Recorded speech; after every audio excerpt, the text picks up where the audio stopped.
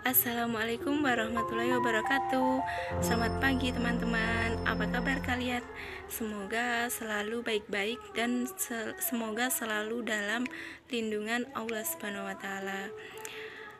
Baik, kami dari kelompok 4 akan menampilkan video penjelasan tentang perubahan permukaan penampakan bumi dan perubahan penampakan benda langit. Baik, langsung saja, tidak usah berlama-lama. Mari kita simak video berikut ini. Baik, sebelum memulai ke materi, saya akan memperkenalkan anggota dari kelompok 4, yaitu yang pertama ada saya sendiri, Armilania Giovanni Putri, yang kedua ada Nur Rafiq Muaziza, yang ketiga ada Firma Dewi Antriana, yang keempat ada Nafida Yusrin, yang kelima ada Vera Yuhana Fitri Dwi Sudarnanik, dan yang keenam ada Larinda Karimah. Yang pertama ada perubahan kenampakan permukaan bumi. Permukaan bumi akan selalu mengalami perubahan seiring berjalannya waktu. Daratan dan lingkungan merupakan permukaan bumi yang dapat mengalami perubahan. Daratan dan lingkungan juga dapat mempengaruhi perubahan permukaan bumi, baik yang terjadi karena peristiwa alam atau terjadi karena ulah manusia. Perubahan penampakan permukaan bumi yang disebabkan oleh peristiwa alam yang pertama yaitu terjadi karena pengaruh angin. Kemudian yang kedua ada terjadi karena bencana alam seperti banjir, seperti pada gambar yang telah tertera ini.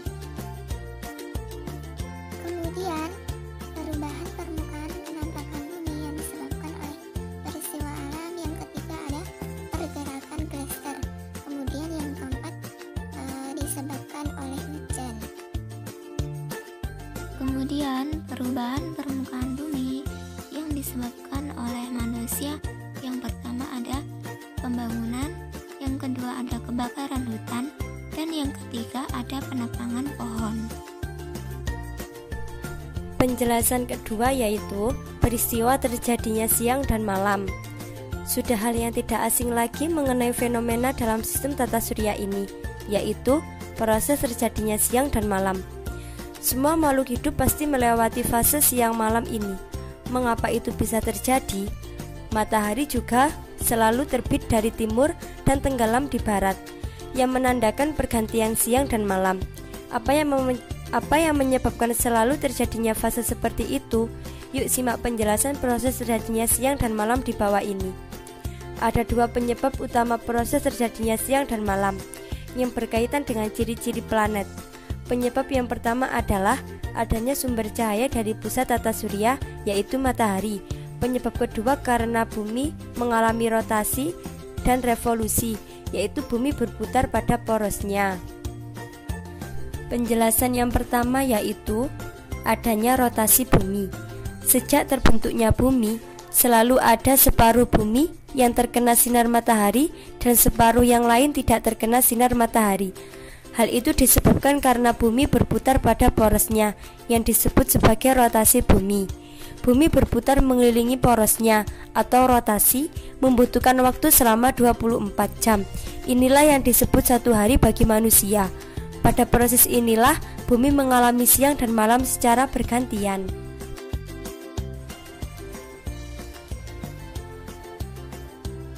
Waktu siang di bumi adalah ketika matahari terlihat dari bumi dan bumi sedang menghadap ke matahari. Sedangkan waktu malam adalah ketika matahari sudah tidak terlihat lagi karena bumi kita membelakangi matahari. Jika dilihat dari kutub utara, bumi mengalami perputaran searah dengan arah jarum jam, yaitu dari barat ke timur. Sedangkan jika dilihat dari kutub selatan, bumi mengalami perputaran berlawanan dengan arah jarum jam, yaitu dari timur ke barat. Inilah yang terjadi pada wilayah Indonesia, yaitu matahari terbit dari timur dan tenggelam di barat. Bumi berputar dari arah kiri ke kanan. Ketika wilayah negara Asia hari sudah pagi, maka di wilayah negara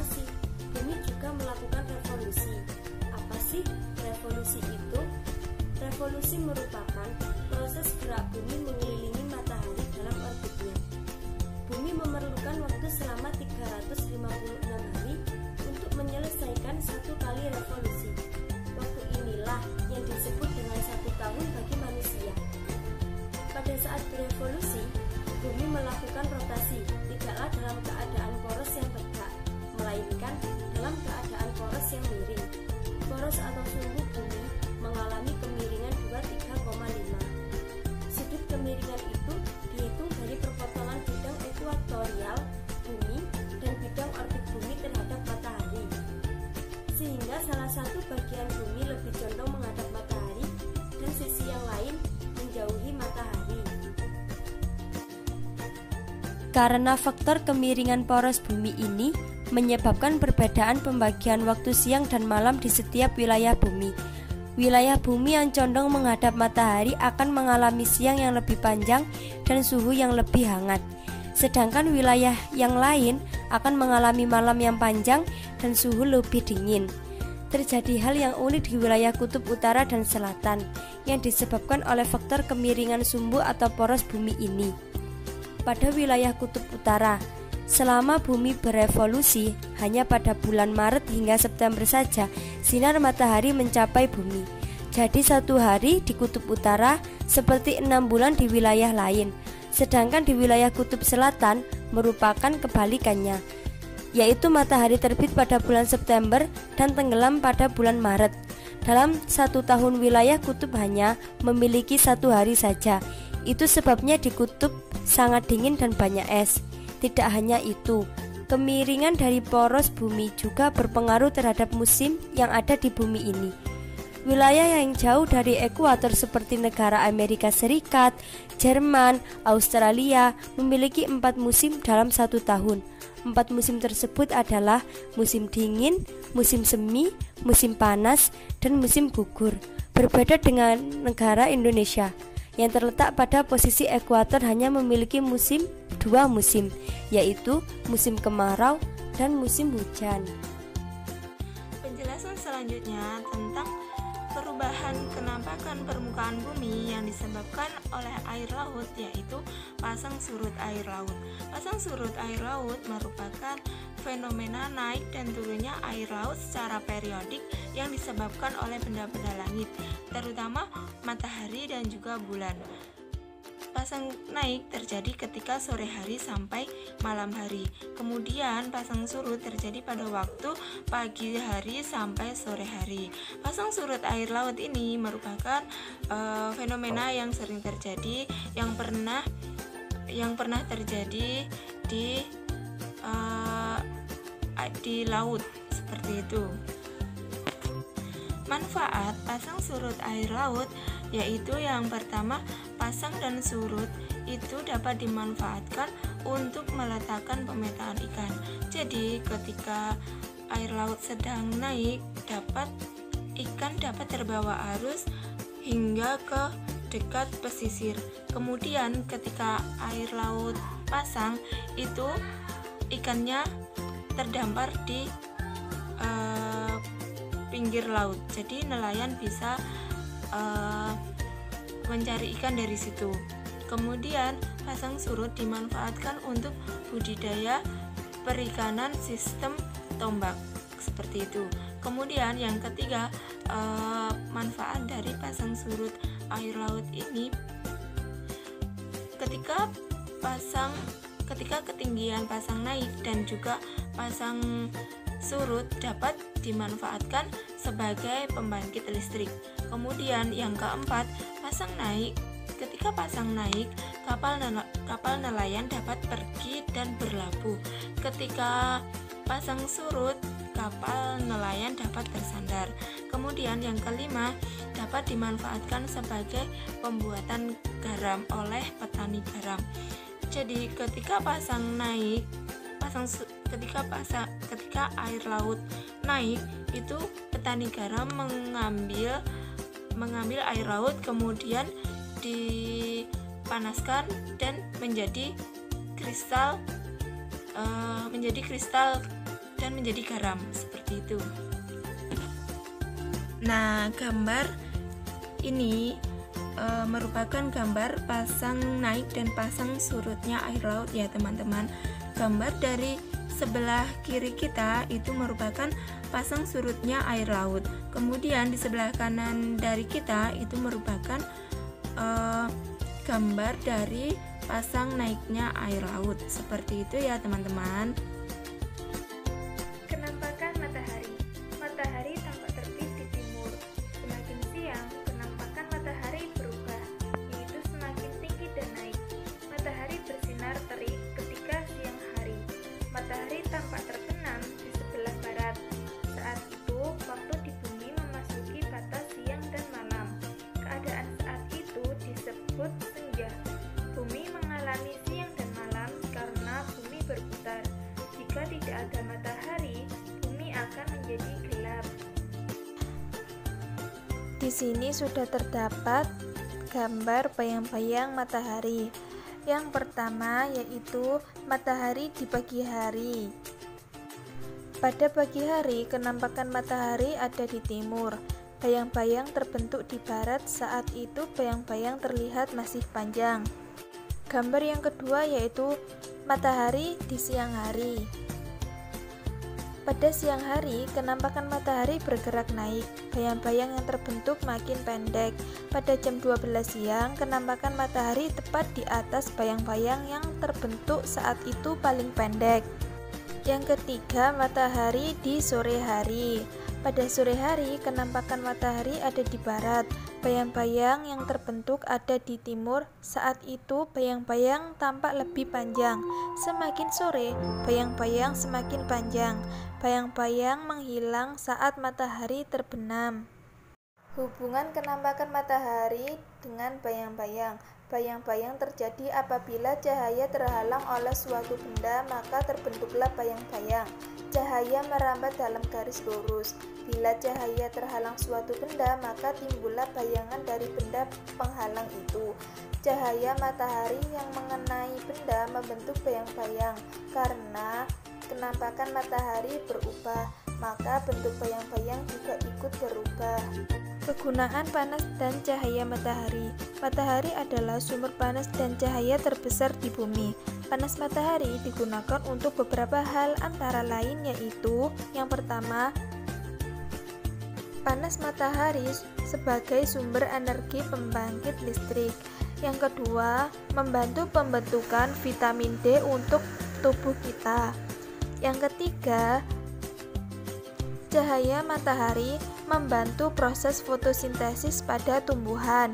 Yang keempat, panas matahari membantu proses pembuatan garam. Yang kelima, panas matahari membantu mengeringkan benda yang basah seperti pakaian, kerupuk, dan ikan asin. Penampakan bulan. Bulan adalah suatu benda angkasa yang berbentuk bulat yang mengelilingi bumi di dalam suatu lintasan yang disebut garis edar atau orbit tertentu. Diameter dari bulan ini kurang lebih 3.476 km atau juga seperempat dari diameter bumi. Jarak rata-ratanya ke bumi sekitar 384.000 km. Periode revolusi bulan ini terhadap bumi sekitar 27,3 hari. Sedangkan untuk revolusinya sama dengan rotasinya, yaitu 27,3 hari atau 1 sideris, yakni peredaran bulan mengelilingi bumi di dalam satu lingkaran penuh 360 derajat. Ciri-ciri bulan. Ciri-ciri bulan yang pertama, jarak rata-ratanya yaitu 384.000 km dari bumi. Jarak terjauhnya yaitu 405.000 km dari bumi. Jarak terdekatnya yaitu 363.000 km dari bumi. Jarak tengahnya ini ialah 4.480 km dari bumi. Masanya adalah 1/8 kali bumi. Volumenya 1/50 dari bumi. Rotasi bulan sekitar 27/3 hari serta 29,5 hari.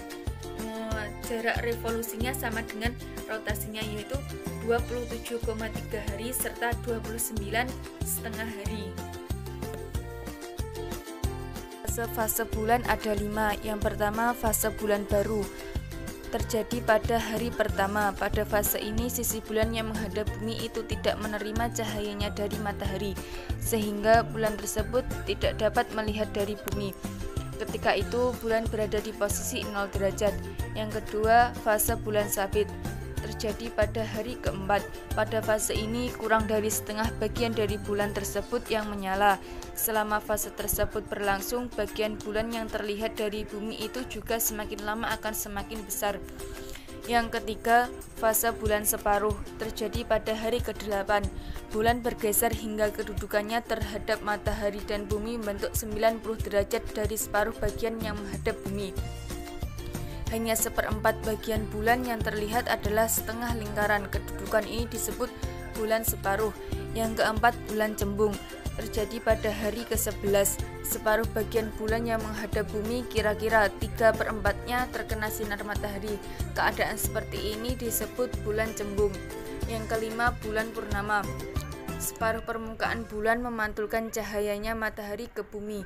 Akibatnya, kita melihat bulan purnama yang terjadi pada hari ke-14 atau 15 bulan dari tahun Komariah.